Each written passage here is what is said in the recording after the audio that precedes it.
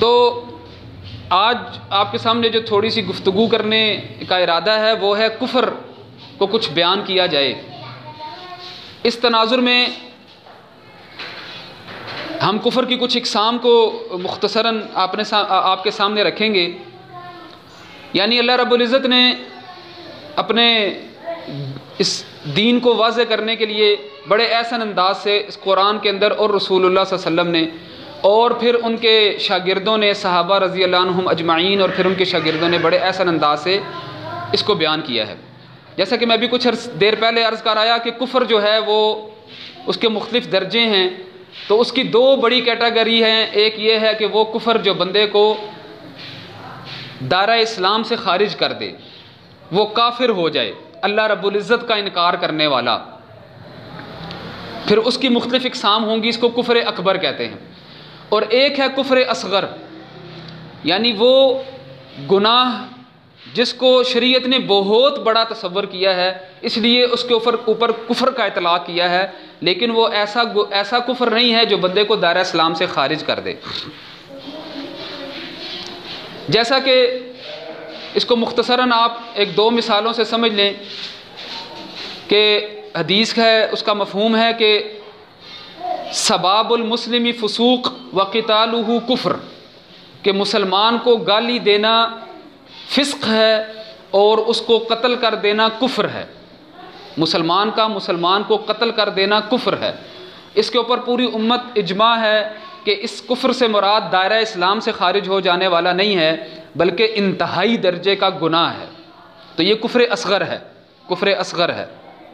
ایسے ہی حدیث میں غیر اللہ کی نام کی قسم اٹھا لینے کو بھی کفر کہا ہے، شرک کہا ہے، لیکن یہ شرک اصغر ہے۔ ایسے ہی وہ بیویاں جو اپنے خاوندوں کی نافرمانیاں کرتی ہیں، ان کو بھی حدیث کے اندر کہا کہ کفران العشیر، اپنے خاوندوں کا کفر کرنے والی، تو یہ بھی کفر اصغر ہے۔ تو اس طریقے سے اور بھی بہت ساری اقسام ہیں، یعنی کہ کوئی قرآن کی آیت کو تعویذ کے طور پر استعمال کرتا ہے، تو کیونکہ تعویذ کو بھی حدیث میں ہے کہ من تعلق تمیمۃ فقد اشرک، تو اس تعویذ کے بھی مختلف کیٹیگرائزیشن ہیں، مختلف اقسام ہیں۔ اگر اس میں غیر اللہ کو پکارا گیا ہے تو وہ کفر اکبر ہے، لیکن اگر اس میں قرآن کی کوئی آیت لکھ دی گئی ہے تو وہ کفر نہیں ہے، کفر اکبر نہیں ہے، لیکن گناہ ہے، بدعت ہے، رسول اللہ صلی اللہ علیہ وسلم کی تعلیمات اس کے اوپر نہیں ہیں، لہٰذا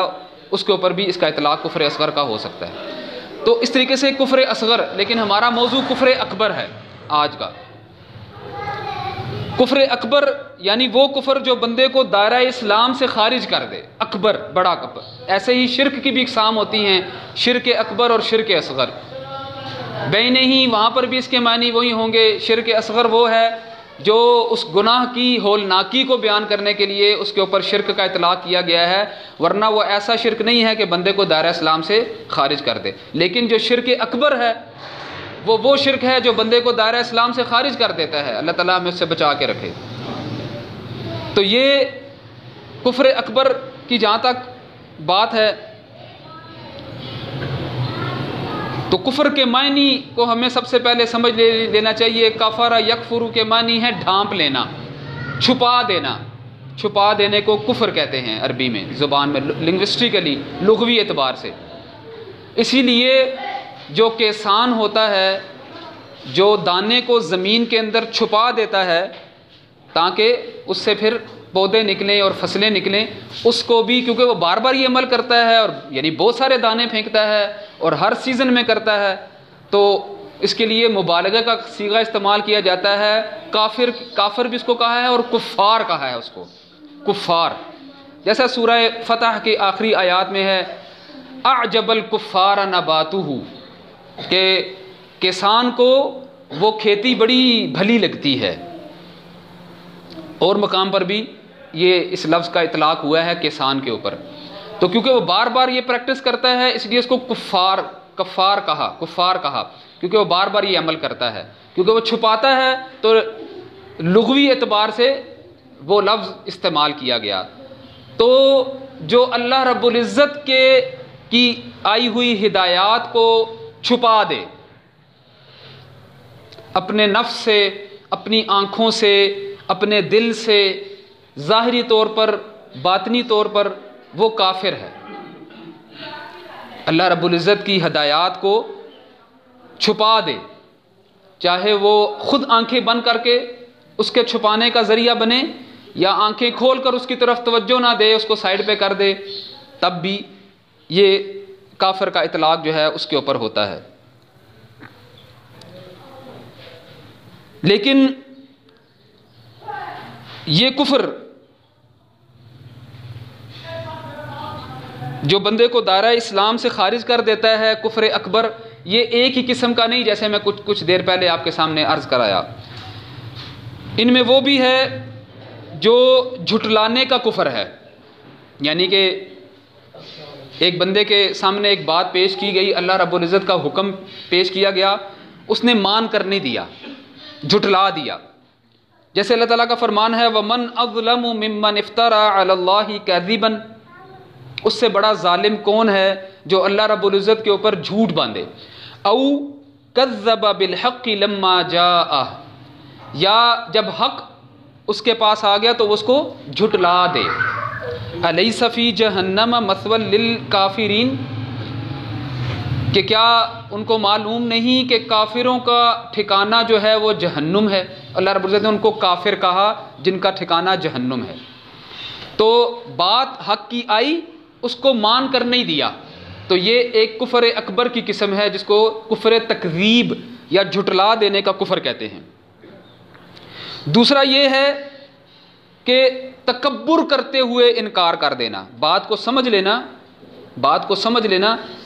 لیکن اس کا تکبر کرتے ہوئے انکار کر دینا، جیسا کہ ابلیس نے کیا، ابا واستکبر وکان من الکافرین۔ اللہ رب العزت کا حکم آیا، اب یہاں پر اس نے بات کو اس معنی میں لیا کہ بھی میں انا خیر منہ خلقتنی من نار وخلقتہ من طین، میں اس سے بہتر ہوں۔ اپنے عقل کے گھوڑے دوڑائے، عقل کو فوقیت دی اللہ رب العزت کے حکم کے اوپر، اور اس کو ماننے سے انکار کر دیا، انکار کر دیا۔ ابا کے معنی بھی کفر کے ہیں، انکار کر دینے کے۔ واستکبر، اور تکبر کیا، اللہ تعالیٰ نے فرمایا وَكَانَ مِنَ الْكَافِرِينَ، تو کافر ہو گیا۔ تو پہلی چیز ہے کفر تکذیب، جب حق بات آئے اس کو جھٹلا دینا۔ دوسرا یہ کہ انکار کر کے تکبر کرنا، یہ اس سے بڑے ایک قسم ہے۔ پھر شک کرنا، ایک بات آئی، اللہ رب العزت کا حکم آیا، رسول اللہ صلی اللہ علیہ وسلم کا فرمان آیا، شریعت کا کوئی آسمانی ہدایات میں سے کوئی ہدایت اس کے پاس آئی، اس میں شک کرنا، یہ بھی بندے کو کفر کی طرف لے جاتا ہے۔ جیسا کہ سورہ کہف میں ہے، دو بندوں کا ذکر ہے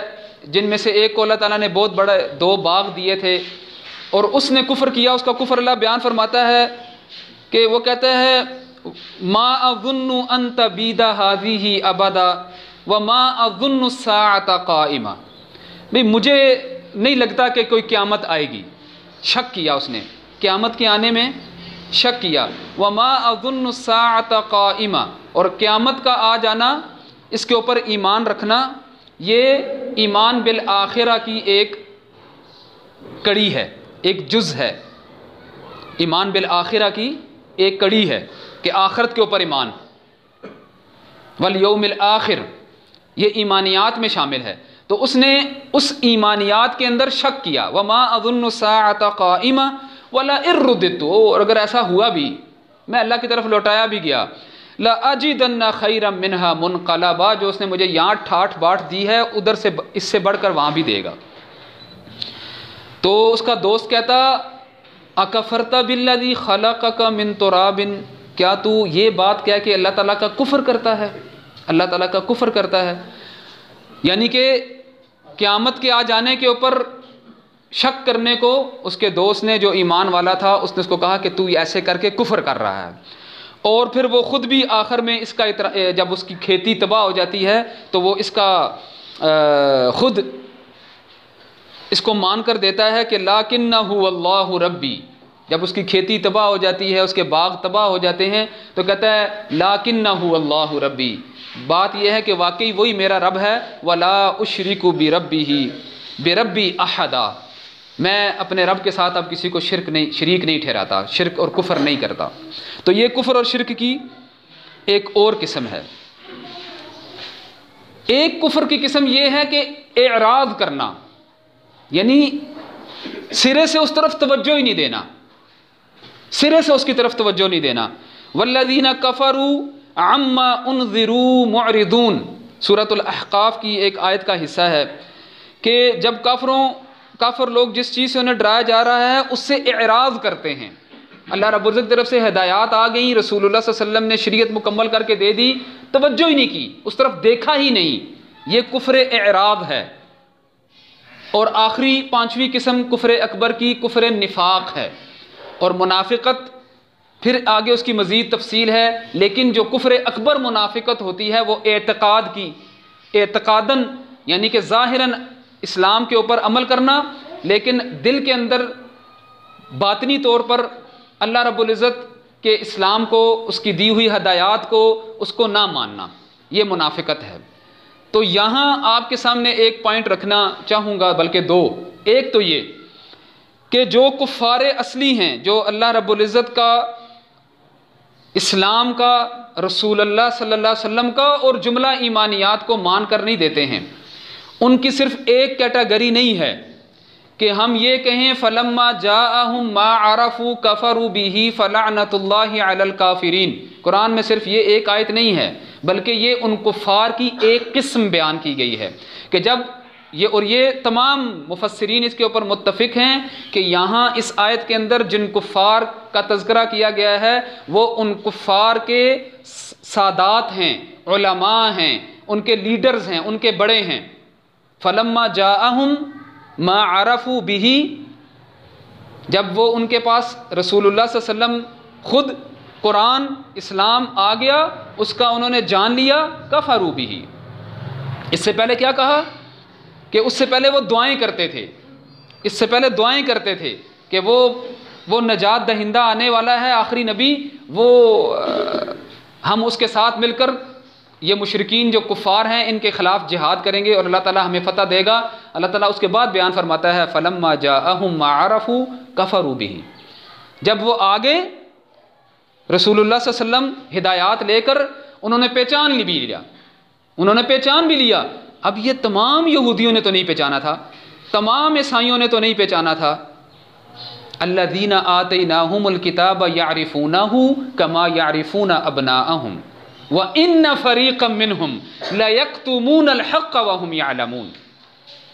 سارے نہیں، وَإِنَّ فَرِيقًا مِّنْهُمْ لَيَكْتُمُونَ الْحَقَّ وَهُمْ يَعْلَمُونَ، ان میں سے ایک فریق ہے جو حق کو جان کر چھپا رہا ہے، اور وہ جانتے ہیں کہ یہ رسول اللہ صلی اللہ علیہ وسلم اللہ کے آخری نبی ہیں، اور ایسے پہچانتے ہیں جیسے اپنے بچوں کو پہچانتے ہیں۔ تو یہ علماء کفار کی، علماء یہود اور نصارہ کی بات ہو رہی ہے، تمام کفار کی بات نہیں ہو رہی ہے، کہ جب تک کفار کو پوری کی پوری دعوت نہ دی جائے، ان کا جملہ ہے، ان کا اعتراض ہے کہ جب تک کفار جن کو آپ، بلکہ ان کے نزدیک کفار بھی نہیں، غیر مسلموں کو پورے کی پوری اسلام کی دعوت نہ دے دی جائے، اور پھر ان کے ٹرمینالوجی میں اتمام حجت جو صرف نبی کر سکتا ہے، یہ بھی ایک موضوع ہے، اس کے اوپر بعد میں بات کریں گے کبھی انشاءاللہ، کہ اتمام حجت نہ ہو جائے، آپ کسی کو کافر ڈکلیئر نہیں کر سکتے ہیں۔ اور جب ہم نے ہر ایک کو دعوت ہی نہیں پہنچائی ہے، نہ ولیمز کو پتہ ہے، نہ جیمز کو پتہ ہے، نہ فلانے ڈمکانے کو پتہ ہے، نہ ہندوؤں کو ساری کو بات پہنچائی آپ نے، نہ وہ چائنیز کمیونسٹ کو پہنچائی، نہ روس والوں کو پتہ، بھائی کیوں ان کو کافر کہتے ہیں آپ؟ تو یہ آیت ہر ایک کافر کے لیے نہیں ہے، بلکہ ان کے علماء کے لیے ہے جو واقعی کتابوں کو پڑھنے والے ہیں۔ اور اس میں کوئی شک نہیں ہے کہ اس وقت سے لے کر آج کے دور تک کے کتنے سبحان اللہ،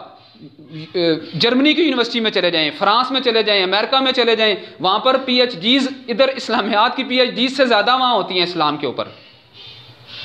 قرآن کے اوپر پی ایچ ڈیز وہاں پر زیادہ ہوتی ہیں یہاں کی نسبت۔ کیا وہ ہمارے قرآن کو نہیں پڑھتے ہیں؟ ان کے ہاں بھی علماء ہیں، تقابل ادیان کمپیریٹیو ریلیجن کے اندر پڑھتے ہیں، تھاٹس کے اندر پڑھتے ہیں، فلاسفیز کے اندر پڑھتے ہیں، تو وہ جان کے، اور الحمدللہ ان میں سے کئی ایمان بھی لے کر آتے ہیں، لیکن جو جان کر کفر کریں یہ اللہ ان سے